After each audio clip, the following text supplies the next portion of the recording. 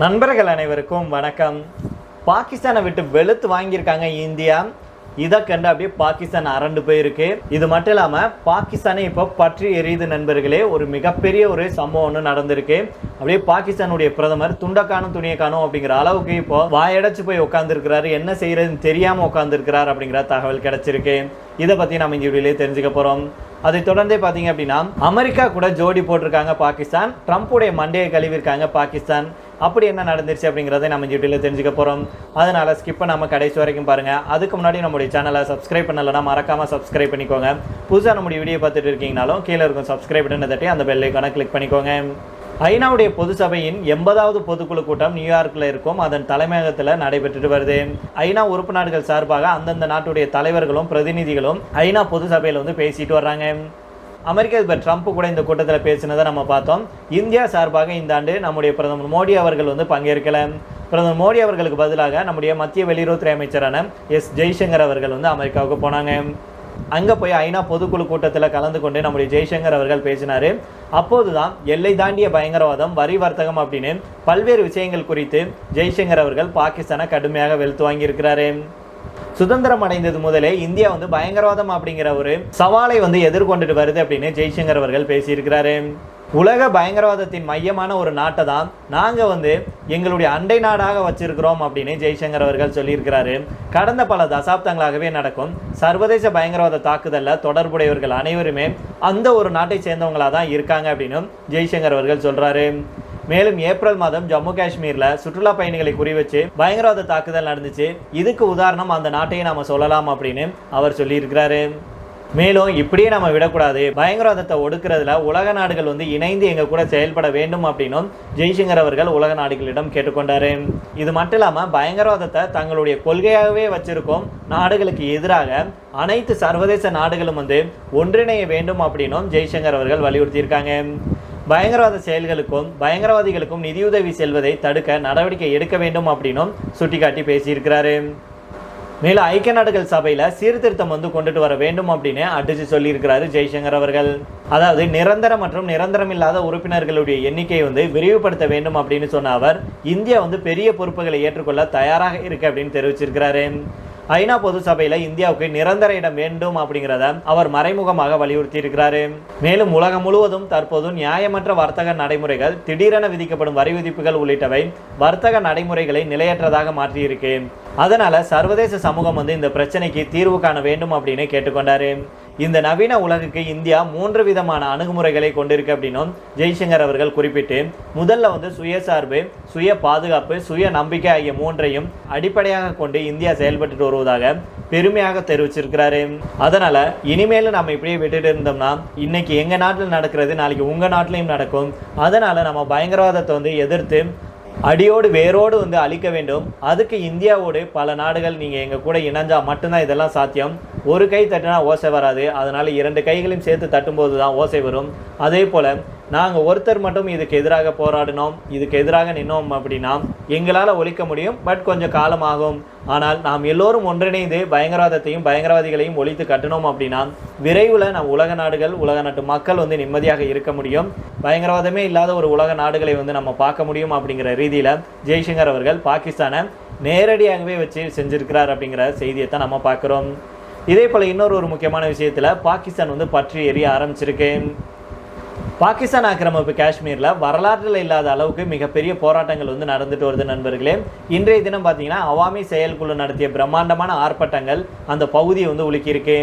இதனால் பாகிஸ்தானுடைய பிரதமர் ஷெபாஸ் ஷெரீப் என்ன செய்கிறேன்னு தெரியாமல் அப்படியே விக்கித்து போய் நிற்கிறார் அப்படிங்கிற தகவல் வெளியாயிருக்கு. கடையடைப்பு மற்றும் வேலை நிறுத்த போராட்டங்கள் காலவரையற்றதாக இருக்கலாம் அப்படிங்கிறதுனால பதற்றம் வந்து அதிகரிச்சிருக்கு. பாகிஸ்தானுடைய அரசு பாதுகாப்பு படையினரை பெருமளவில் குவித்து போராட்டக்காரர்கள் ஒன்றிணைவதை தடுக்க நள்ளிரவு முதல் இன்டர்நெட் சேவை வந்து துண்டிச்சிருக்காங்க. சமீப மாதங்களாக பொதுமக்கள் மத்தியில் பெரும் ஆதரவை பெற்றிருக்கும் சிவில் சமூக கூட்டமைப்பான அவாமி செயற்குழு போராட்டத்திற்காக பல்லாயிரக்கணக்கான மக்களை திரட்டியிருக்கு. பல 10 ஆண்டுகளாக அரசியல் தங்களை புறக்கணித்துள்ளதாகவும் இதனால பொருளாதார பின்னடைவு ஏற்பட்டுள்ளதாகவும் அவங்க சுட்டிக்காட்டியிருக்காங்க. இந்த குழுவுடைய 38 அம்ச கோரிக்கை சாசனம் கட்டமைப்பு சீர்திருத்தங்களை வலியுறுத்துது. இதில் பாகிஸ்தானில் வாழும் காஷ்மீர் அகதிகளுக்காக POK சட்டமன்றத்தில் ஒதுக்கப்பட்ட 12 இடங்களை நீக்க வேண்டும் அப்படிங்கிறதும் அடங்கும். இது பிரதிநிதித்துவ நிர்வாகத்தை குறைந்து மதிப்பிடுவதாக உள்ளூர் மக்கள் வாதிடுறாங்க.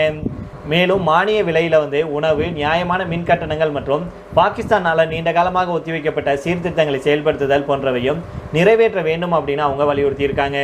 முஷபராபாத்தில் கூடியிருந்த மக்கள் மத்தியில் இந்த குழுவினர் தலைவர் ஷவுகத் நவாஸ் மிர் அவர்கள் என்ன சொல்றாருன்னா, நம்முடைய போராட்டம் எந்த ஒரு நிறுவனத்துக்கும் எதிரானது அல்ல, மாறாக 70 ஆண்டுகளுக்கு மேலாக எங்கள் மக்களுக்கு மறுக்கப்பட்ட அடிப்படை உரிமைகளுக்காகவே. இதுவரைக்கும் அரசு செய்ததெல்லாம் போதும், உரிமைகளை வழங்குங்கள் அல்லது மக்களுடைய கோபத்தை எதிர்கொள்ளுங்கள் அப்படின்னு அவர் சொல்லியிருக்கிறாரு. இந்த போராட்டத்துக்கு இராணுவ மொழியில பாகிஸ்தான் அரசு பதில் கொடுத்திருந்தாங்க. ஆயுதமேந்திய படைகள் பாகிஸ்தான் ஆக்கிரமிப்பு காஷ்மீருடைய முக்கிய நகரங்கள்ல அணிவகுப்பு நடத்தினாங்க. ஆயிரக்கணக்கான துருப்புகள் பாகிஸ்தானுடைய பஞ்சாபிலிருந்து கொண்டு வரப்பட்டு குவிக்கப்பட்டிருக்கு. நேற்று மற்றும் நேற்று முன்தினம் சனி ஞாயிறுகளில் முக்கிய நகரங்களுடைய நுழைவு மற்றும் வெளியேறும் இடங்களை போலீசார் மூடியிருக்காங்க. பதற்றமான இடங்களில் கண்காணிப்பு தீவிரப்படுத்தப்பட்டிருக்கு. உள்ளூர் பாதுகாப்பு படைகளை வலுப்படுத்த இஸ்லாமாபாத்திலிருந்து கூடுதலாக 1000 போலீஸ் வீரர்கள் அனுப்பி வைக்கப்பட்டிருக்காங்க. காவல்துறையினர் மற்றும் இராணுவத்தினருடைய அணிவகுப்பு முக்கியமானது அப்படின்னும் சட்டம் ஒழுங்கை பராமரிக்க அவசியம் அப்படின்னு அதிகாரிகள் வலியுறுத்தியிருக்காங்க. போராட்ட குழுவுடைய பேச்சுவார்த்தையாளர்கள் பாகிஸ்தான் ஆக்கிரமிப்பு நிர்வாகம் மற்றும் மத்திய அமைச்சர்களுக்கு இடையே நடந்த பேச்சுவார்த்தை தோல்வியடைந்ததை அடுத்து இந்த பெரிய அளவிலான படைக்குவிப்பு நடந்திருக்கு. முசாபராபாத்தில் இருக்கும் வர்த்தக சங்கங்கள் கடையெடுப்புக்கு முன்னதாக உணவுப் பொருட்கள் மற்றும் அத்தியாவசிய பொருட்களை மக்கள் சேமித்துக் கொள்ள வசதியாக ஞாயிற்றுக்கிழமை கடைகளை திறந்திருக்க போவதாக அறிவிச்சாங்க. சமூக ஊடகங்களில் பரவும் காணொலிகளில் பார்த்தோம்னா பாதுகாப்பு படைகளுடைய வாகனங்கள் நகரத்துக்குள்ள நுழையிறத காட்டுது. பாகிஸ்தான் ஆக்கிரமிப்பு காஷ்மீர் மக்கள் பாகிஸ்தான் ஆக்கிரமிப்பு காஷ்மீர்லேருந்து சுதந்திரம் கோரி முழக்கமிட்டு வர்றாங்க.